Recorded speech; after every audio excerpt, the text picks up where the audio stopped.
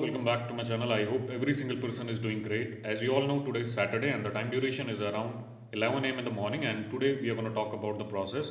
Right now, we are talking about a particular thing that is known as rescheduling of appointment. We are going to talk about this particular thing because there are so many scenarios where candidate want to reschedule the appointment and due to some problem, emergency, or some other thing. If the candidate wants to reschedule the appointment, so I'll talk about that particular thing, how to do it.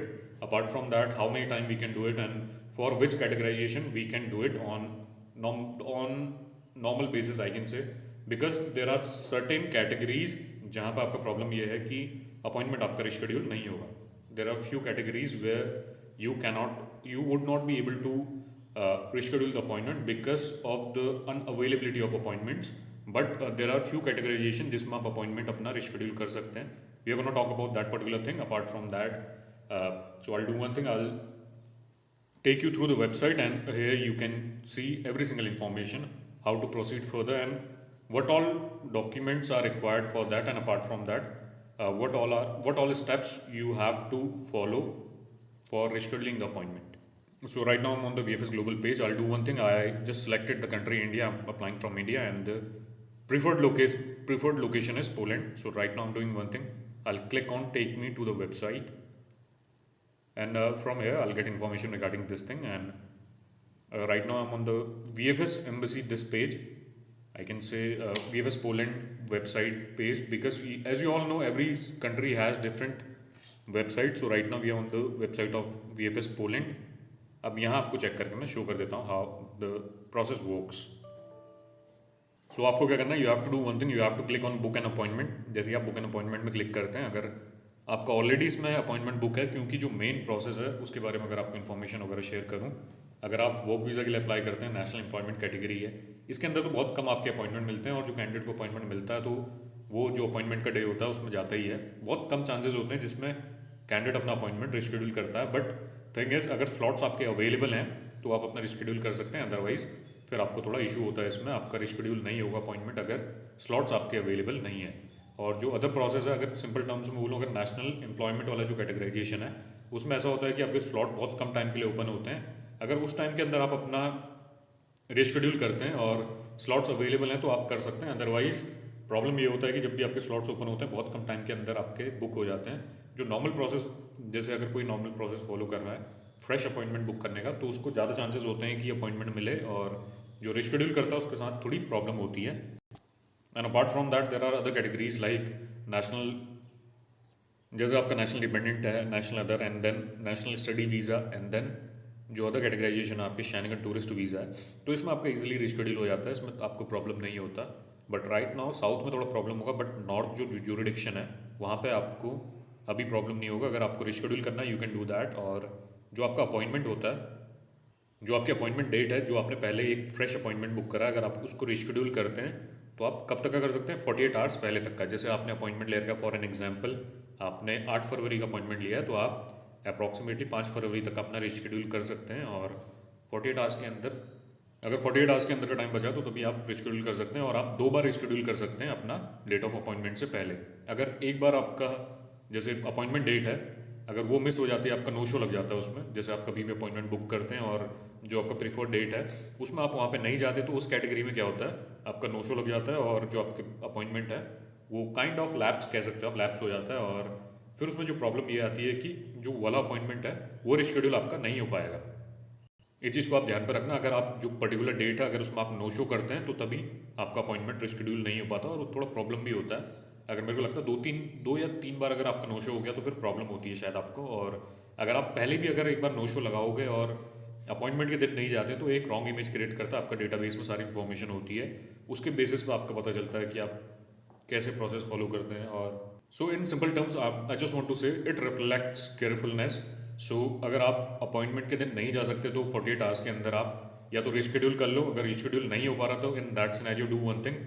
3 दिन पहले का आपका time रहता है, 72 hours पहले आप क्या करो, अपना एक ईमेल मार्क करो अपना एम्बेसी को, या वीएफएस का नंबर, अभी तो खैर वीएफएस डील कर रहा है, तो आपको क्या करना है 48 आवर्स के अंदर एक बार वीएफएस को ईमेल करके और उनसे फॉलोअप लेते रहना है. 48 आवर्स के अंदर एक ईमेल मार्क करो, फिर कॉल करके उनसे फॉलोअप लो, या फिर 48 आवर्स के अंदर फिर नेक्स्ट आप फ्यू आवर्स के अंदर उनसे फॉलोअप लेते रहो। और इसमें ऐसा होगा, अगर आप ईमेल मार्क करते हैं वो अपने एंड से आपका अपॉइंटमेंट कैंसिल करेंगे, तो फिर आपका क्या होगा, आपका नो शो नहीं लगता उस केस में।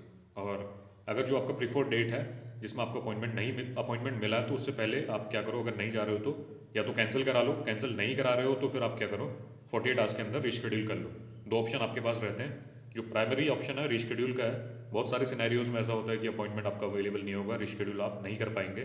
तो उस केस में आपको क्या करना है, आपको जो अपना अपॉइंटमेंट है उसको आपको 72 आवर्स पहले, अगर नहीं हो पा रहा है तो 72 आवर्स के अंदर अपना एक कैंसिलेशन ईमेल डाल दो, जो आपका डेट है उसमें आपका अपॉइंटमेंट कैंसिल हो जाएगा। सो that's how the process normally works. ये हर लोकेशन के लिए, आई am not particularly talking about Poland, I am talking about all the countries जिसका भी प्रोसेस VFS के थ्रू होता है। अगर आप प्रोसेस फॉलो करते हैं that is same for every single country. अगर आप नहीं जाते तो फिर शेड्यूल करना पड़ता है, अदरवाइज नो शो लगता है तो एक रॉन्ग इमेज क्रिएट होती है, और नो शो भी आपके 2-3 बार लग गए तो फिर आपका जो वीज़ा प्रोसेसिंग है उसमें थोड़ा प्रॉब्लम रहता है। अपार्ट फ्रॉम दैट, अगर वीज़ा की आपको बात करूँ तो नेशनली बहुत सारे ऐसे कैटेगराइजेशन है जिसमें आपका स्कैरसिटी होती है, वो अपॉइंटमेंट आपको बहुत मुश्किल से मिल पाते हैं। तो उसमें ऐसा होता है, अगर उसमें अपॉइंटमेंट आपको मिला है, आप नहीं जाओगे तो फिर प्रॉब्लम यह है कि जो आपको अपॉइंटमेंट मैनुअल तो मिलना मुश्किल होता है। बहुत सारे लोग ऐसे होते हैं कि वो लोग पेड अपॉइंटमेंट बुक करते हैं, जितना आपका पैसा होता है वो पूरा बर्बाद जाता है। तो इस चीज़ों से बचो। जो प्रोसेस है नॉर्मली आपको फॉलो करना है, क्योंकि इसके रिगार्डिंग अगर देखा जाए तो कई इन्फॉर्मेशन वगैरह मेंशन नहीं है। So that's why I am creating a session for you guys. So all those who are doing the filing from VFS and who are following this process, तो उनके पास एक रफ आइडिया होगा process के regarding. So right now I do one thing, I show you the interface how to reschedule the appointment. So here we have to click on this thing. So primarily the thing is आपको इसमें registration करना पड़ेगा। Registration आप जैसे ही करते हैं, पहले आपको जैसे यूज़र नेम पासवर्ड से आपको एक बार लॉगिन करना पड़ता है, और पहले रजिस्ट्रेशन करते हैं। रजिस्ट्रेशन करने के बाद आप लॉगिन करते हैं। लॉगिन करोगे तो फिर आपके जो एक्टिव एप्लीकेशन है उसका आपका ऑप्शन आता है। जैसे आपकी जो एप्लीकेशन है, एक पूरा जो आपका सेम इंटरफेस ओपन हो जाएगा, और उसके बाद जो आपका प्रोसेस आता है उसमें आपका जैसे ही अपना एक्टिव एप्लीकेशन के अंदर आप क्लिक करते हैं, उसमें आपके अपॉइंटमेंट शो करता है जिस भी कैटेगरी के अंदर आपका अपॉइंटमेंट बुक होता है। देन उसमें एक रिशेड्यूल का ऑप्शन आता है।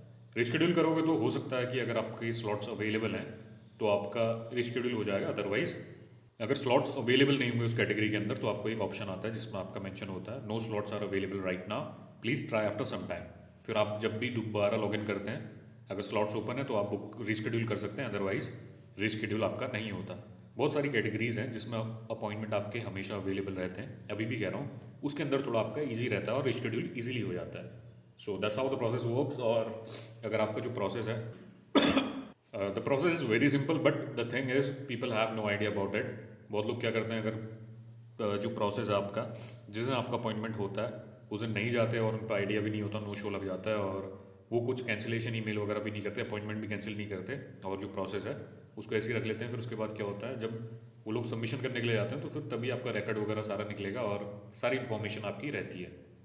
बिकॉज द थिंग है, जो भी आपका अपॉइंटमेंट बुक होता है उसमें जो मेन चीज़ आपकी होती है पासपोर्ट नंबर से आपका सारा आइडेंटिफाई हो जाता है, तो उनके पास ट्रैक होता है, बहुत सारे फिल्टर्स होते हैं, उसके बेसिस में आपकी प्रोफाइल इवेल्यूएशन होती है। अगर कैंडिडेट ने कब अप्लाई किया, क्या सिनेरियो है, तो आपको पता ही है। अगर कोई कैंडिडेट के पासपोर्ट में शेंगन वीज़ा पहले का लगा है तो उसकी रिगार्डिंग भी उनके पास इन्फॉर्मेशन रहती है। जो प्राइमरीली थिंग है, जब आप फॉर्म फिल करते हैं तो उसमें आपको पता चलता है कि आपने पहले ट्रैवल किया है, बायोमेट्रिक हुए नहीं हुए, तो सारे जो आपके पैरामीटर्स हैं उसके रिगार्डिंग आपसे सबसे पहले इन्फॉर्मेशन ली जाती है अगर आप फॉर्म फिल भी करते हैं। अभी मैं अपॉइंटमेंट की बात नहीं कर रहा हूँ, I am talking about the visa application form. अगर आपके पास अगर कुछ भी आपने पहले ट्रैवल किया तो उनके पास सारा रिकॉर्ड रहता है, और उसके बेसिस में आपका जो भी फाइलिंग वगैरह होती है या फिर जो वीज़ा डिसीजन होते हैं आपके उसके बेसिस में रहते हैं। अगर आप कुछ भी एक्टिविटी कर रहे हैं, VFS is directly linked with embassy. VFS is working as a third party agent, जो आपके कस्टमर फेसिंग सर्विसेज हैं। So VFS is taking care of entire thing and they have all the information regarding the candidate who are applying for visa.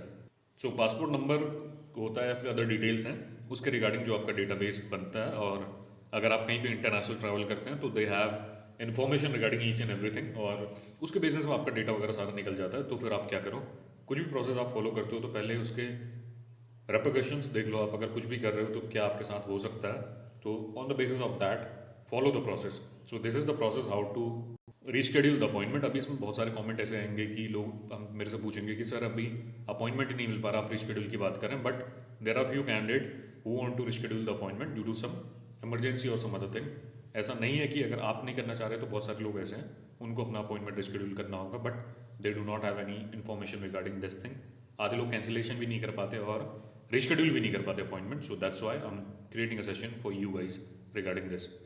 So if you have any questions regarding the process you can ask me. और इसके अलावा अब मैं क्या करूँगा, appointment तो is entirely different thing. एक दिन में एक सेशन अगर टाइम लगेगा तो बना दूंगा. Otherwise they are other thing as well. I am not talking about the poll and VFS. I am creating session about the entire VFS. इसमें बहुत सारी चीज़ें ऐसी है जिसके रिगार्डिंग कैंडिडेट को इन्फॉर्मेशन नहीं है और अभी जो अवेयरनेस रिक्वायर्ड है, that's why I am creating a session every single day. I am also researching a lot about the process and on the basis of that I'm creating a session for you guys. If you have any queries you can ask me on the comment section. Rest I'll come live during evening I think. अगर online आया तो तभी एक बार Q&A session कर लेंगे process के regarding. Thank you guys, have a nice day.